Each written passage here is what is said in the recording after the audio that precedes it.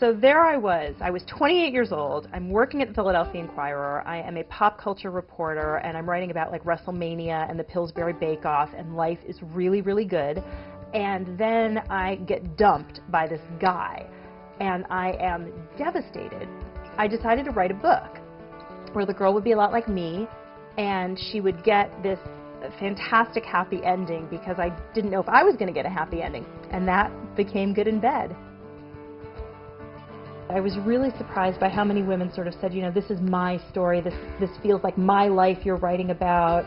And I think a lot of women really responded to Candy's voice, which was a little bit fresh and sarcastic, where maybe that's sort of how women talk to themselves or talk to their friends or sound in their own head, but maybe it was a voice they hadn't seen on the page yet. In my earlier books, it was sort of like my life at that moment. Like, I'm single, so I write Good in Bed, which is about a single girl. And then I get married, so In Her Shoes is about sort of engagement and marriage and family relationships and sister relationships. And then I have a baby, and Little Earthquakes is about new motherhood. Certain Girls is sort of a forward-looking book, because obviously I don't have a 13-year-old. I always knew I wanted to come back to Candy's story, and I always knew I didn't want it to be sort of, it's 6 weeks later and she's struggling with like exactly the same stuff with Good in Bed. I wanted to write about Candy as a mother. I wanted to write about Joy, her daughter, as a character with her own voice.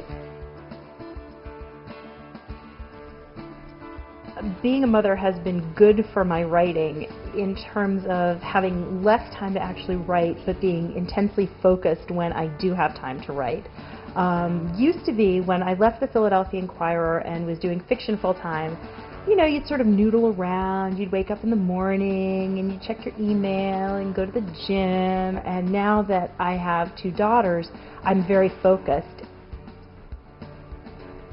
I think that the most honest thing I've ever read about writing is you ask a writer why she writes, and the answer is I don't have a choice. I mean, I think that there's something that really compels you to sort of tell those stories and get them down on the page and you know, just sort of grab somebody by the sleeve and say, you know, I have this unbelievable story to tell you, or I have this like funny character, or this like situation that like is, you're just not going to believe it, and you're going to want to find out how it ends.